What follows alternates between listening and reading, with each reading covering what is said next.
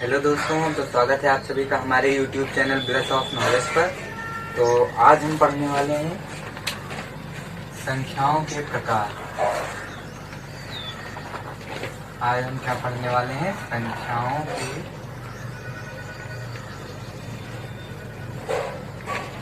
प्रकार। हम संख्याओं के प्रकार के बारे में पढ़ने वाले हैं। ये बहुत ही बेसिक चीज़ है संख्याओं के प्रकार के बारे में जानना कि संख्याएं क्या होती हैं। तो बहुत ही बेसिक चीज़ है और इसकी ज़रूरत न केवल उन बच्चों को है कि जो मैथ्स में कमज़ोर हैं, बल्कि उन बच्चों के लिए भी इम्पोर्टेंट है जो मैथ्स को समझते हैं, सीखते हैं। तो आज हम संख्याओं के प्रकार में बारे में जानेंगे। तो हम शुरू करते हैं। तो पहले हम जानते हैं कि संख्या क्या है। संख्या क्या होती है?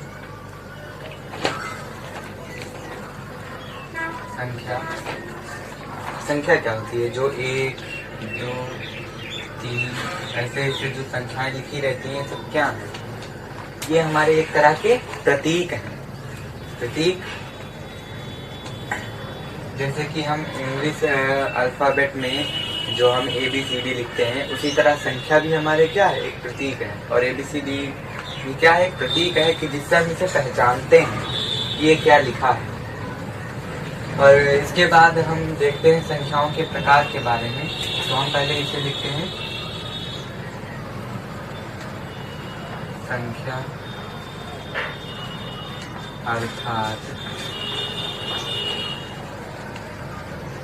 अंक क्या होते हैं? प्रतीक होते हैं, या फिर हम इसे चिन्ह भी कह सकते हैं, या चिन्ह होते। तो संख्या अर्थात अंक क्या होते हैं? हमारे प्रतीक या चिन्ह होते हैं। इसके बाद हम संख्याओं के प्रकार में देखते हैं कि संख्याएं कौन कौन सी होती हैं। तो संख्याओं के प्रकार में हम पहले देखते हैं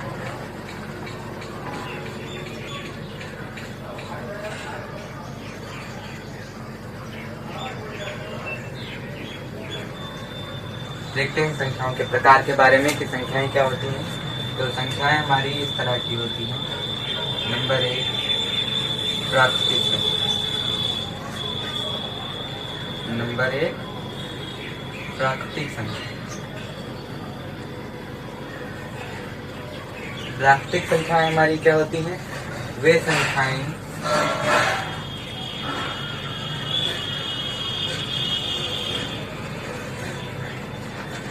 जो गिनने में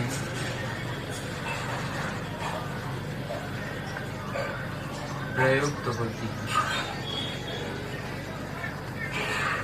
प्राकृतिक संख्याएं हमारी क्या होती हैं? वे संख्याएं जो गिनने में प्रयुक्त होती हैं, वे उन्हें हम प्राकृतिक संख्याएं कहते हैं। जैसे गिनने में हमारी कौन कौन सी संख्याएं प्रयुक्त होती है? मान लीजिए आपके पास ये ईंट है।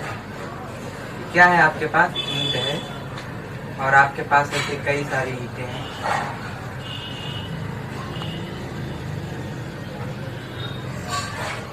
ऐसे ही कई सारी ईंटें हैं। तो आप जब इन्हें गिनना स्टार्ट करेंगे तो आप इन्हें कहाँ से गिनना स्टार्ट करेंगे? कि ये 1 ईंट है, ये 2 ईंट, ये 3 ईंट, ये 4 ईंट, ये 5 ईंट। यानी कि आप ईंटों को, किसी भी संख्याओं को हम गिनना कहाँ से स्टार्ट करते हैं? 1 से। तो हमारी प्राकृतिक संख्याएं क्या जो गिनने में प्रयुक्त होती हैं, तो हमारे ये 1 से स्टार्ट होगा।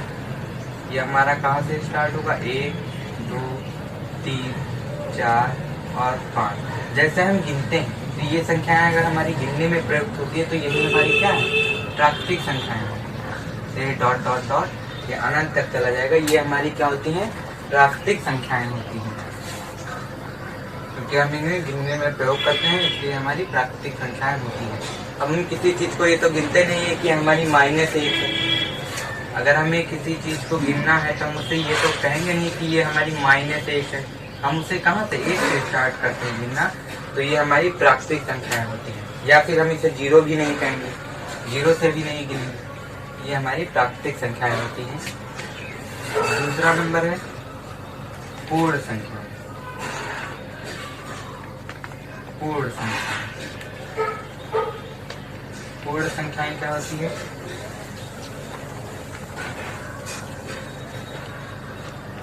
अगर हम प्राकृतिक संख्याओं में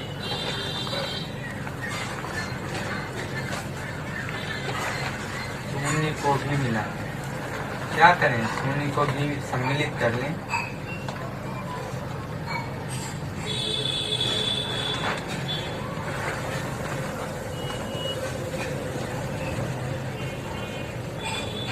सम्मिलित करने से बनी संख्या।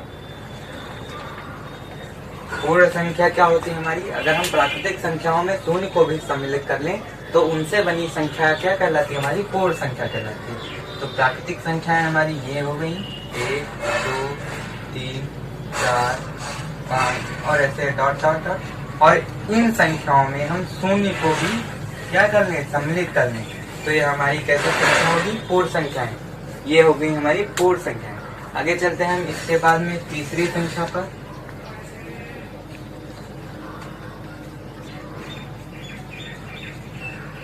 अब हम चलते हैं पूर्णांक।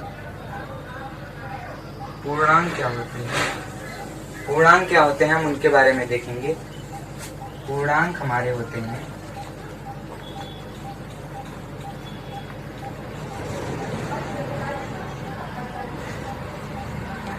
पूर्ण संख्याओं में ऋणात्मक संख्याओं को, इसका मतलब है संख्या हमारी, इसका मतलब क्या है? संख्या है। संख्या को सम्मिलित करने पर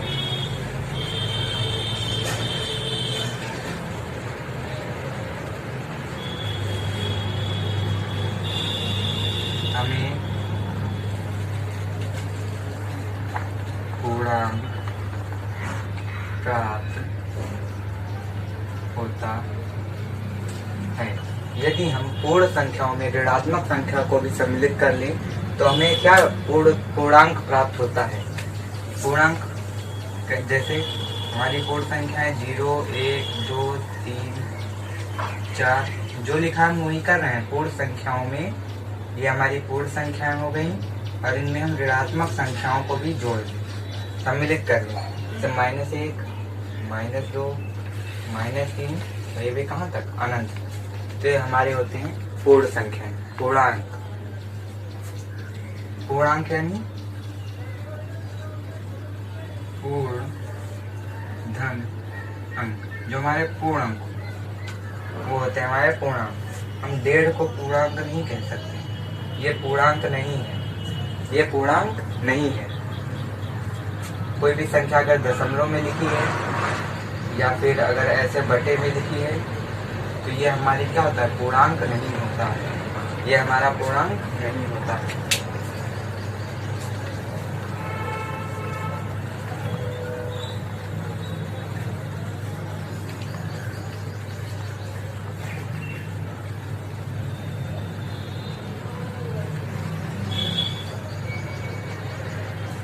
इसके बाद हम देखते हैं बच्चों सम संख्या। हमारी सम संख्याएं क्या होती हैं? हम सम संख्याओं के बारे में देखेंगे कि सम संख्याएं हमारी कैसी संख्या होती हैं। जो संख्या 2 से विभाज्य, जो संख्या क्या हो? 2 से विभाज्य हो, वो हमारी कैसी संख्या होती है? सम संख्या होती है। जैसे हम मान लीजिए कि 4 को अगर हम 2 से भाग दें तो क्या होगा? हमारे पास उत्तर आएगा 2। तो इसका मतलब है कि 4 जो है 2 से पूरा विभाज्य होना चाहिए। 4 क्या है? 2 से पूरा विभाज्य है, इसलिए हमारी 4 क्या है? सम संख्या है। 4 क्या है? हमारी सम संख्या है। ऐसे ही 0 भी 2 से विभाज्य होता है।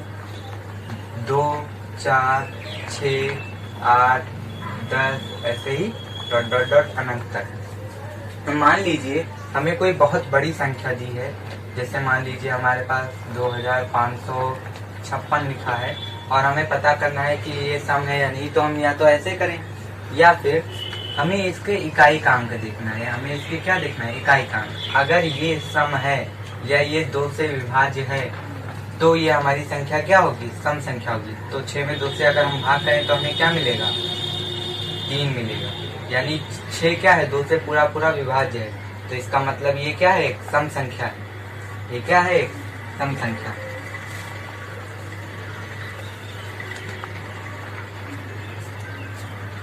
हमारे साथ पढ़िए दोस्तों, बहुत मजा आने वाला है आपको आगे, और सब अच्छे से आपको समझ में भी आएगा। विषम संख्या, विषम संख्या क्या होती है, जो संख्या 2 से विभाज्य ना हो, जो संख्या 2 से विभाज्य ना हो, वो हमारी क्या, कौन सी संख्या होती है, विषम संख्या होती है। जैसे 1 हमारा 2 से विभाज्य नहीं होता है, 2 विभाज्य होता है, 3 भी विभाज्य नहीं होता है, 5, 7 ये सब क्या है, हमारे 2 से विभाज्य नहीं होते हैं। इसमें भी अगर आपको बड़ी से बड़ी संख्या दी है, मान लीजिए 2, 4, 5, 7 ऐसी संख्या दी है 2457, तो आपको अगर पता करना है कि ये विषम संख्या है, विषम, तो इसमें भी आप 2 से भाग कर दीजिए इकाई के अंक में। तो अगर ये पूरा पूरा कट रहा है, 2 3 6 और 2 चौके 8, मतलब ये पूरा नहीं कट रहा है, ये कहीं आ रहा है 4.5 के आसपास, नहीं 3.5 के आसपास आ रहा है ये, तो ये हमारी क्या है, एक विषम संख्या है, क्योंकि ये पूरा पूरा नहीं कट रहा है इकाई का अंक से, इसलिए हमारी क्या है, एक विषम संख्या है। आगे चलते हैं। अगला नंबर है भाज्य संख्या।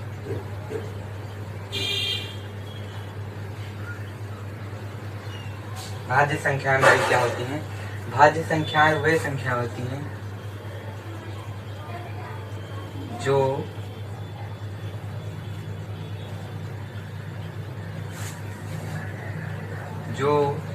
स्वयं व एक के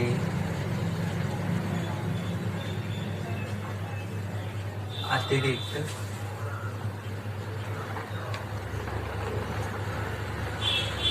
अन्य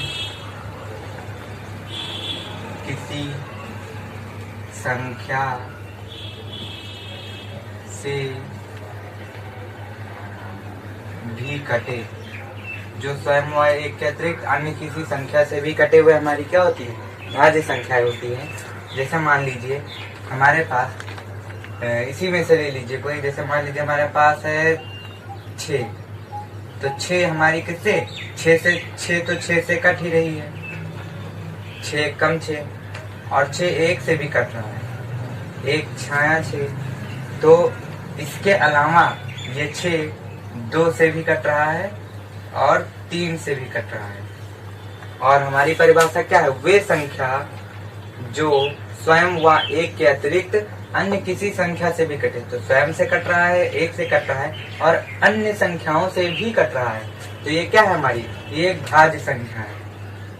तो इसके उदाहरण में आप लिख लीजिए, 0 तो कट ही रहा है, या फिर 2 भी भाज्य संख्या है, 2 अभाज्य संख्या है, 4, 6, 8, 9 भी हमारी एक भाज्य संख्या है, क्योंकि ये क्या है, 3 से कट रहा है, 10, 12 ऐसे ही आगे तक ये चला जाएगा। ये हमारी क्या है, भाज्य संख्या का उदाहरण है। आगे चलते हैं दोस्तों।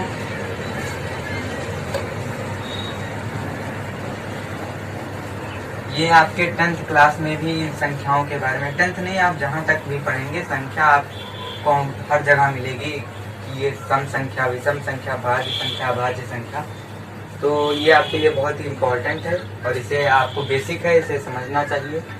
इसके बाद हम देखेंगे अभाज्य संख्या।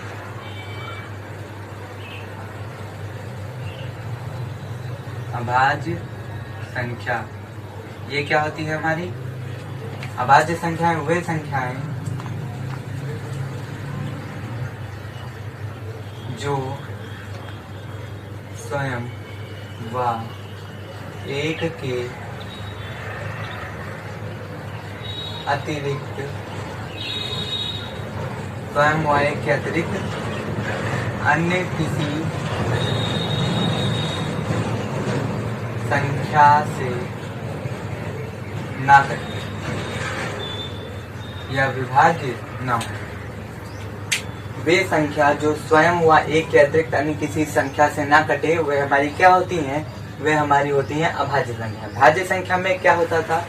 वे संख्याएं जो स्वयं व एक के अतिरिक्त अन्य किसी संख्या से भी कटें, और इसमें अभाज्य लगा है तो इसका मतलब केवल इतना ही है कि वो किसी अन्य संख्या से ना कटे।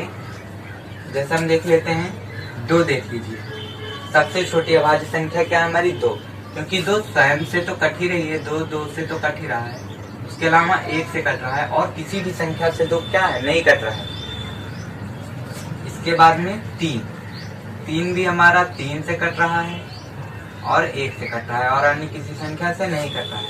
4 विभाज्य है तो 5 केवल 5 से और 1 से, स्वयं से और 1 के अतिरिक्त अन्य किसी संख्या से नहीं कट रहा है, मतलब ये हमारी क्या है? एक अभाज्य संख्या है। भाज्य अभाज्य। इसके बाद हम बात करते हैं एक संख्या होती है हमारी सहअभाज्य संख्या। सहअभाज्य संख्या ये कैसी संख्या होती है? सहअभाज्य संख्या हमारी ऐसी संख्या होती है कि जो ऐसी 2 संख्याएं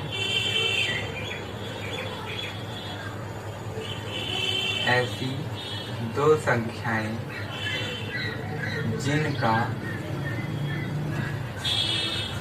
एक के अतिरिक्त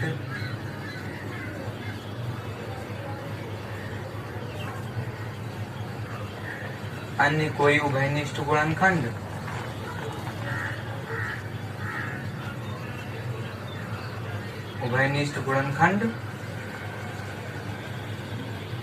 ना हो।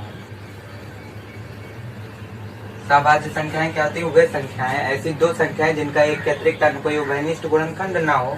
जैसे मान लीजिए 4 और 5, ये 2 संख्याएं हैं। अगर हम इनका गुणनखंड निकालें, अलग अलग निकालते हैं, इनका हम गुणनखंड निकालते हैं तो 2 दूनी 4, 2 एकम 2, और 5 का निकालते हैं तो 5 एकम 5।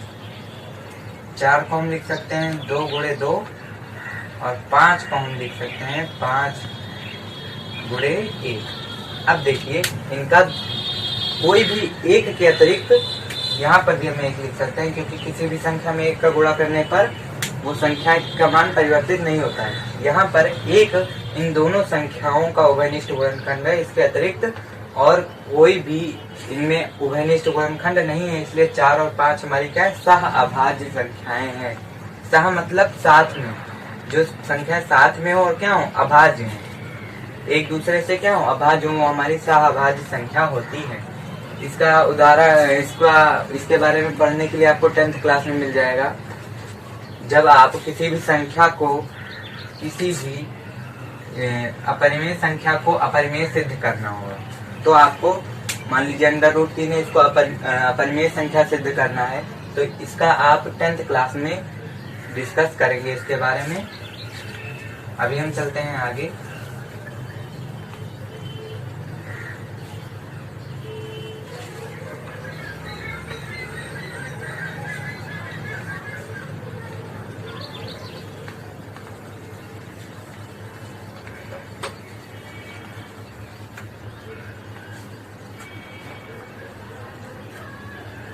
इसके बाद में हमारा कुछ और संख्याएं भी होती हैं। जैसे अगर हम सबसे बड़े लेवल पर बात करें तो संख्याएं कितने प्रकार की होती हैं? संख्याएं 2 प्रकार की होती हैं। एक होती है हमारी वास्तविक संख्या। अगर हम बड़े लेवल पर बात करें तो एक हमारी होती है वास्तविक संख्या, और दूसरा हमारी क्या होती है? काल्पनिक संख्या।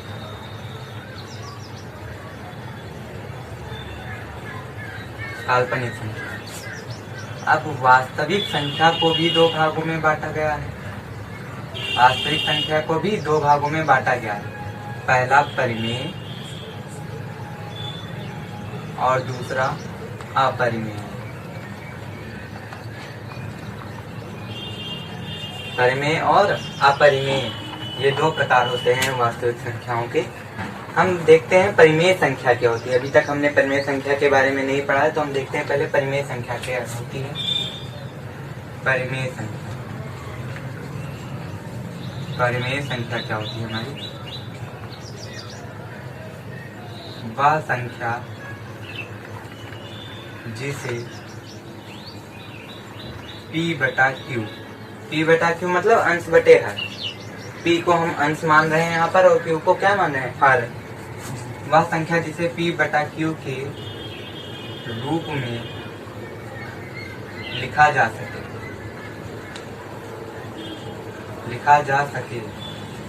वो क्या होती है? हमारी परिमेय संख्या होती है। लेकिन इतना ही इसकी परिभाषा पूर्ण नहीं है, इसको आगे हम और भी इसको डिफाइन करते हैं। वह संख्या जिसे P बटा Q के रूप में लिखा जा सके जहाँ P और Q क्या हो? P और Q पूर्णांक हो। इतना ही नहीं जरूरी है कि P बटा Q के रूप में लिखा जा सके, P और Q क्या होने चाहिए? पूर्णांक होने चाहिए। P और Q क्या होने चाहिए? पूर्णांक होने चाहिए। पूर्णांक हो तथा Q यहाँ पर क्या है? हर है। Q ये क्या है? हमारा हर है। Q is equal not to 0 हो, Q 0 के बराबर ना हो। क्यों? क्योंकि अगर हम किसी भी संख्या के बटे में 0 लिख देते हैं, मान लीजिए यहाँ पर हमने 1 के बटे में 0 लिखा, तो इसका मान क्या हो जाएगा? अनंत हो जाएगा। 0 से आप भाग करिए, 0 का पहाड़ा पढ़िए, 0 एकम 0, 0 दूना 0, 0 तिया 0। आप चाहे जितनी बार 0 का पहाड़ा पढ़ेंगे वो कभी भी 1 के बराबर नहीं होगा, इसलिए 1 बटा 0 का मान अनंत होता है। इसी तरह किसी भी संख्या के बटे में, मान लीजिए आप 5 के बटे में 0 लिख रहे हैं, तो इसका मान भी क्या होगा? अनंत होगा। अच्छा, अगर हम इस तरह नहीं कर सकते हैं तो आप देखिए 0 के बटे में अगर हम 0 लिखें तो तब क्या होगा? आप कहेंगे कि 0 से 0 कट जाएगा, 1 का आंसर आएगा। लेकिन इतना ही नहीं है, 0 से हम 0 को हम 2 से भी भाग दे सकते हैं, 0 दुना भी 0 होता है, ऐसे 0 तिया 0, 0 चौके 0, तो मान तो इसका भी क्या होगा? अनंत ही आएगा। तब भी इसका मान क्या आएगा? अनंत ही आएगा। इसलिए किसी भी संख्या के बटे में अगर 0 हो तो उसका मान क्या होता है? अनंत होता है, इनफाइनाइट होता है। ये हो गई हमारी परिमेय संख्या, वह संख्या जिसे P बटा Q के रूप में लिखा जा सके। जिससे हमारा 2 बटे 3 हो गया, 4 बटे 5 हो गया, -2 बटे 3 हो गया। हमारी भिन्न क्या होती है? भिन्न हम देखते हैं, भिन्न होती है, भिन्न कभी भी ऋणात्मक नहीं हो सकती। भिन्न कभी भी क्या नहीं हो सकती? ऋणात्मक भिन्न नहीं हो सकती। लेकिन परिमेय संख्या ऋणात्मक भी हो सकती है और धनात्मक भी हो सकती है। इसी तरह अब हम अपरिमेय संख्या के बारे में देखते हैं। अपरिमेय संख्या क्या होती है? वह संख्या, जस्ट उसका उल्टा है, परिमेय का अपरिमेय। वह संख्या जो परिमेय ना हो अपरिमेय होती है। वह संख्या जो परिमेय ना हो,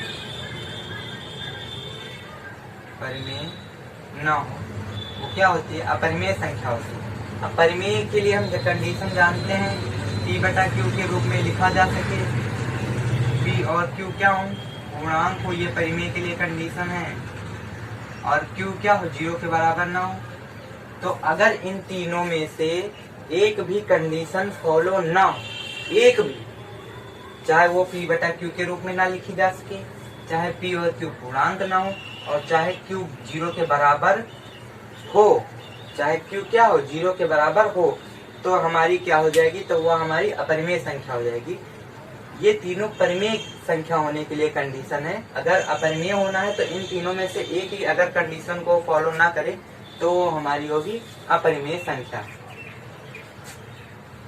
तो वह संख्या जो परिमेय ना हो वो क्या होती है? हमारी अपरिमेय संख्या होती है। जो संख्या परिमेय ना हो वो हमारी अपरिमेय संख्या। अब देखिए वास्तविक संख्या क्या होती है।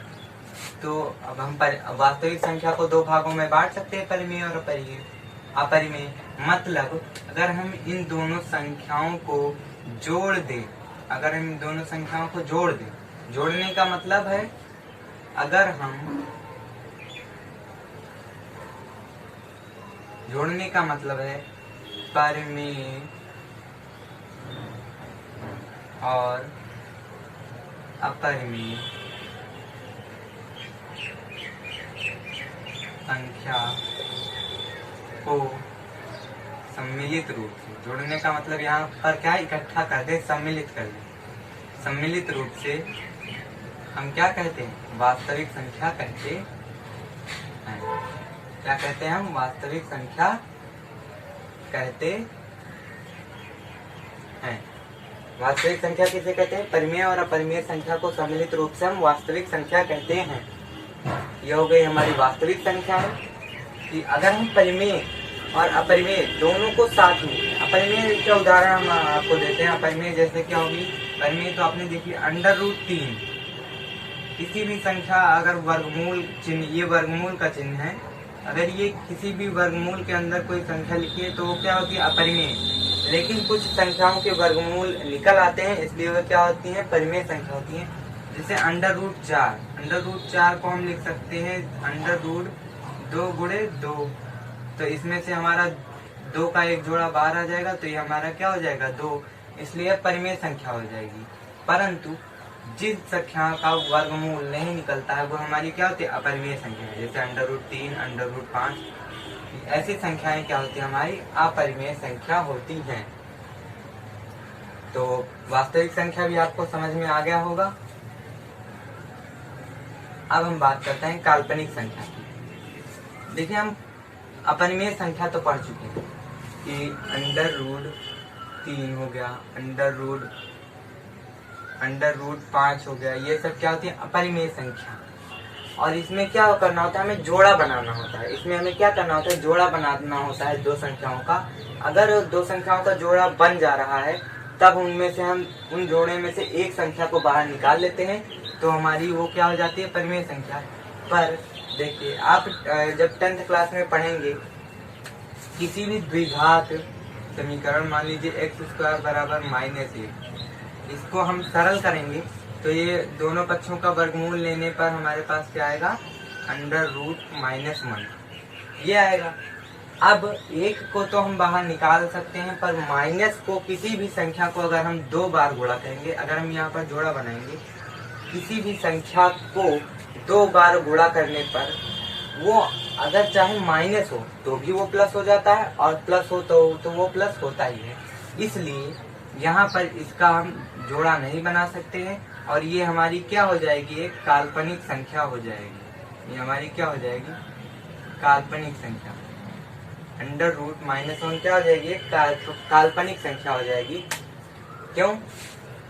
क्योंकि जैसे हम इस बहुपद को सरल करेंगे x² = -1, तो x बराबर हो जाएगा √-1। अब हम इसमें से किसी भी संख्या का जोड़ा बाहर नहीं निकाल सकते हैं, तो ये हमारी क्या हो जाएगी, एक काल्पनिक संख्या हो जाएगी। क्योंकि अगर हम किसी भी संख्या का वर्ग करते हैं, किसी भी संख्या का वर्ग ऋणात्मक नहीं हो सकता है। जैसे मान लीजिए, आप थोड़ी देर के देख लीजिए, -2, इसी का हम वर्ग करते हैं तो ये होता है हमारे पास -2 गुणे -2, और -2 को अगर हम -2 से गुणा करेंगे तो माइनस प्लस, और 2 दूनी 4, हमारे पास प्लस का 4 आता है, और प्लस आगे हम नहीं लिखते हैं, तो हमारे पास क्या आता है, प्लस का 4। लेकिन हमने अभी देखा था कि x² यानी भी किसी का संख्या का वर्ग -1 के बराबर हो ही नहीं सकता। किसी भी संख्या को अगर हम 2 बार गुणा करेंगे तो हमारा प्लस ही आएगा, चाहे हम 2 को 2 का स्क्वायर करें, चाहे -2 का। तो ये हो गई हमारी काल्पनिक संख्याएं, संख्याओं के प्रकार। और जब हम इन दोनों संख्याओं को सम्मिलित करेंगे, वास्तविक संख्या और काल्पनिक संख्याओं को जब हम सम्मिलित करेंगे, तो हमारे पास एक और संख्या आएगी जो सबसे बड़ी संख्या होती है, सम्मिश्र संख्या, जिसके बारे में